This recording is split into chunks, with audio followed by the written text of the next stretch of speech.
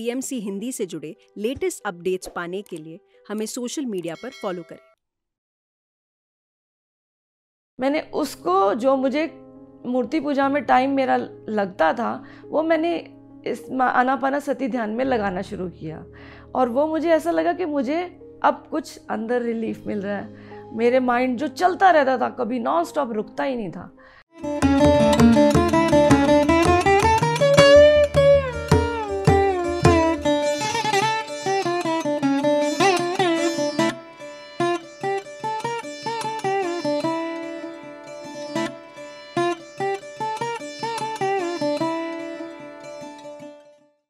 मैं सोनीपत से रेखा आहूजा और मैं मतलब बहुत परेशान सी रहती थी, सोचती रहती थी, कोई क्वेश्चंस ढूंढती थी अपनी लाइफ में कि भाई हम लोग क्या करने आए हैं, कैसे हैं, मतलब क्या।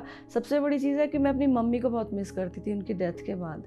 मैं सोचती थी कि अरे वो कब मिलेगी मुझे। मैं दम घुटता था घर में कि मैं बॉक्स में बंद हूँ जैसे, मतलब मुझे बहुत दम घुटता था। देखती थी ऊपर, अरे ये खुलेगा कब निकलेंगे हम लोग बाहर, हम लोग कैद हैं, बॉक्स में बंद हैं सब के सब।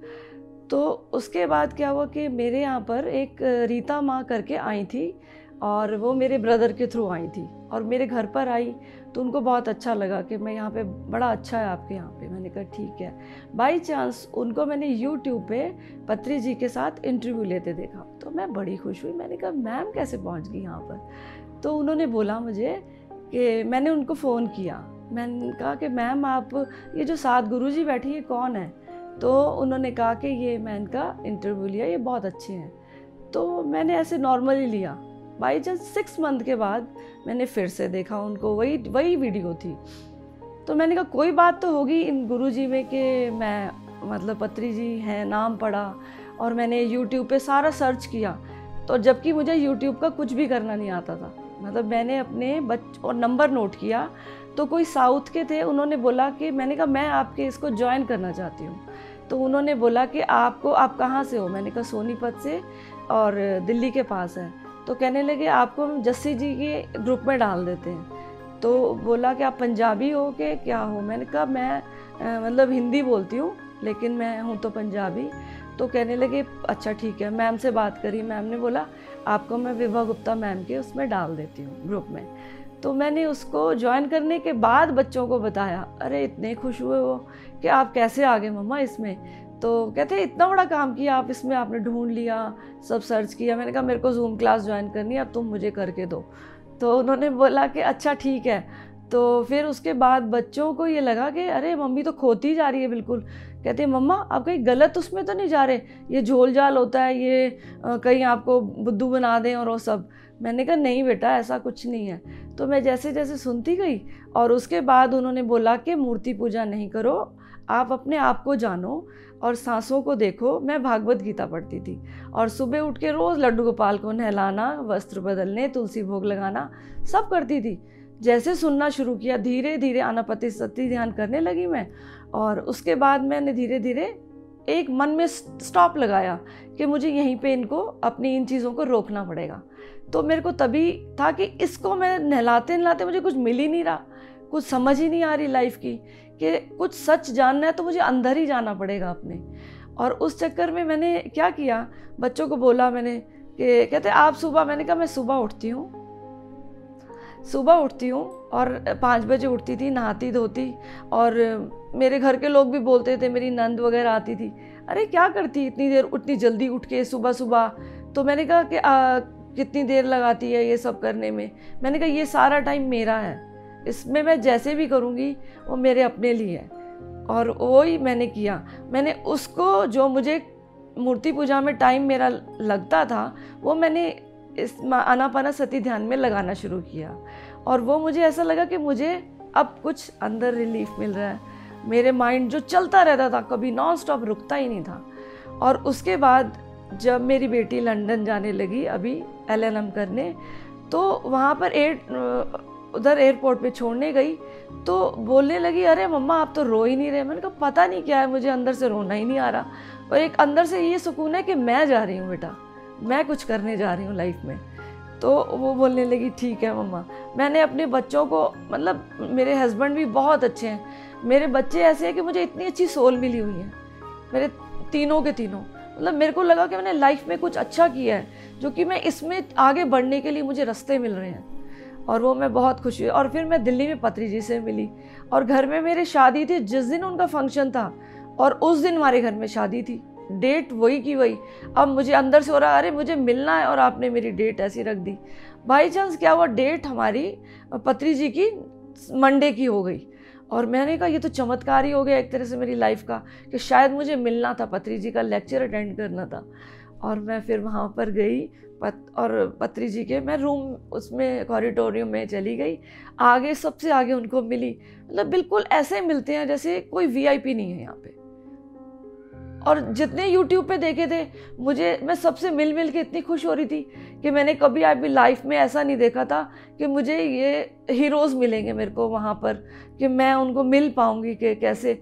मैंने कहा आपको मैंने देखा है, उनको बोलूँ आपको मैंने देखा है, तो सब लोग बहुत खुश हुए, कहते हैं हम लोग सब आपके लिए ही हैं कि आप किसी तरह आगे बढ़ें। तो मैं बहुत खुश हुई, पत्री जी के मैंने हाथ चूमा।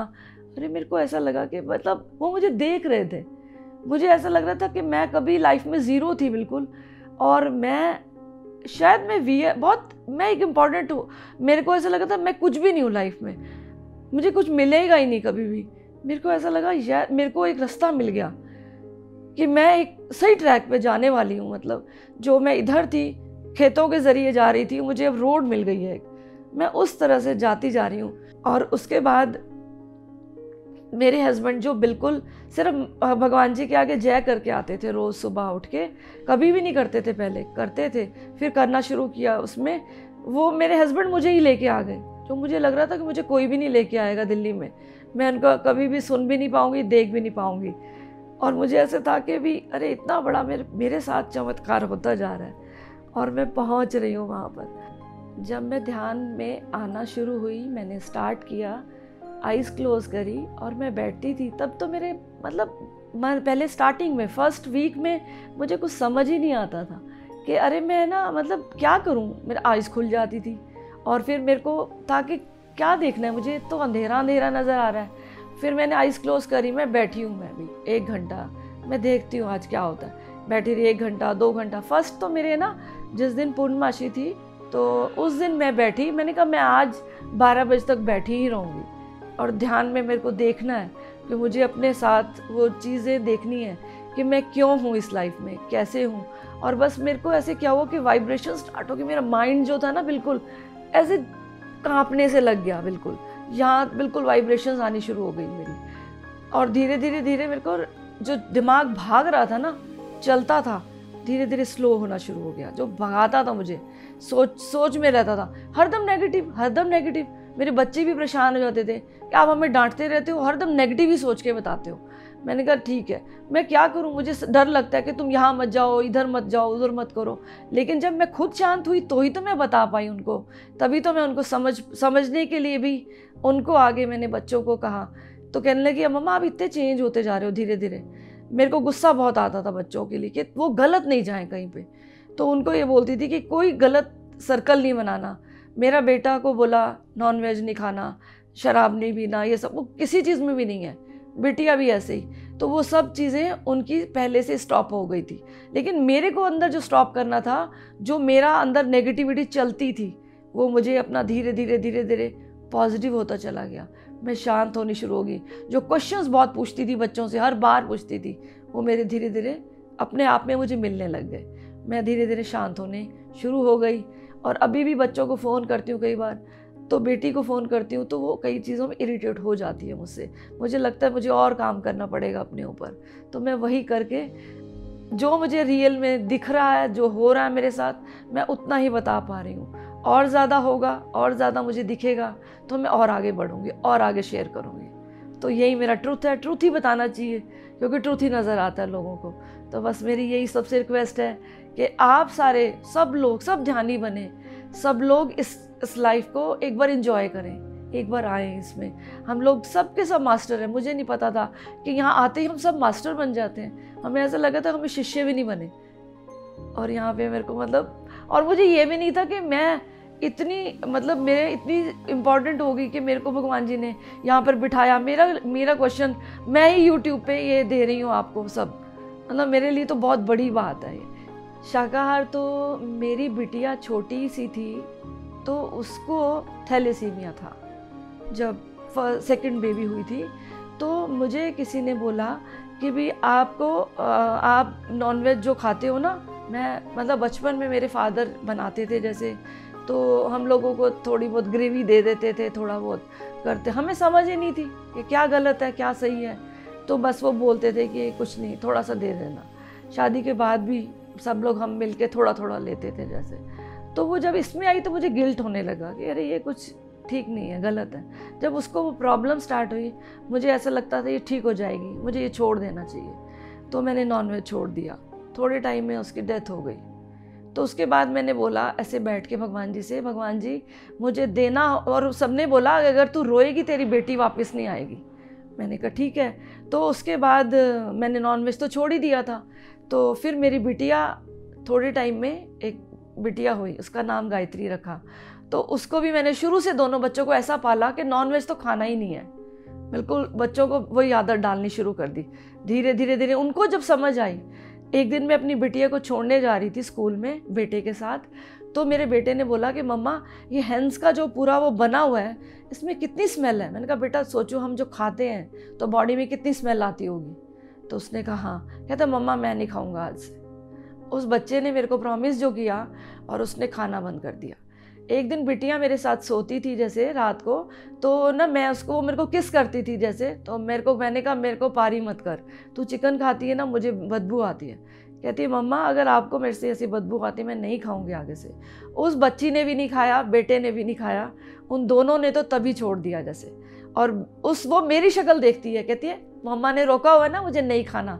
और मैंने कहा बेटा पत्री जी बोलते हैं कि जब हम लोग किसी की लाइफ में, हम एनिमल्स की लाइफ में क्यों दखल दें, जब वो हमारी लाइफ में दखल नहीं देते तो हम लोग घुस घुस के उनको ही पकड़ पकड़ के वो करते हैं। मैंने कहा कभी अगर आप खा लेते हो, लेकर आते हो, मार के दिखाओ ना, एक बार मारो और उसको खाओ, आपसे खाया भी नहीं जाएगा। हम लोग लेके आते हैं, हमारे मसाले ही उसको स्वाद बनाते हैं, हम उन मसालों को ही ना लेना ऐसे वालों को, उसमें अपना एक स्वाद ढूंढते हैं। एनिमल्स का पता नहीं वो बेचारे कैसे अंदर उनकी जो उन्होंने हमारे को उस टाइम पे गलत बद्दुआ दे रखी होती हैं, गलत उसमें वो मिलती हैं हमें, और वही की वही हम लोगों को। अब मेरे घर पे ऐसा होता है, मेरे हस्बैंड है तो वो मेरे को देख के भी ये नहीं खाती, बच्चे नहीं खाते, हमें फोर्स तो कभी नहीं किया उन्होंने। और दूसरा है वो भी हमारे साथ साथ बहुत कम करते चले जा रहे हैं।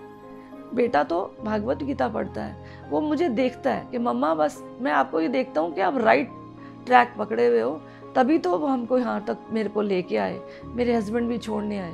फिर उन्होंने खाना वहाँ पे खाया था दिल्ली में, तो बोले कि नहीं, मेरी फैमिली जब साथ थी जो आई थी मुझे छोड़ने, उनको कहते हैं कि खाना बहुत अच्छा था, मतलब उनको उस खाने में आनंद आया। ये खाना मतलब एक जो सात्विक खाना होता है तो वो एक अंदर एक सुकून दे रहा था। तो वो चीज़ मेरे हस्बैंड ने 2-3 बार तारीफ़ करी। मैं एक बार मैंने खाया, बोल रहे थे, और लेकिन मुझे अच्छा लगा, तो वो मतलब वो बहुत खुश हुए। वो शायद बोलने लगे, किसी ने बोला, मैम ने बोला, देवजानी गिरी मैम ने, आप भी यहाँ अटेंड करो, बैठो। कहने लगे ड्राइवर हमारा आ चुका है और वो अटेंड कर रहा है, उसके बाद सवारी भी आ जाएंगी धीरे धीरे। सर को मैं बहुत वो करती हूँ, पत्री जी को, कि मेरे को इतने अच्छे गुरु मिल गए। TMC हिंदी बदले जीवन।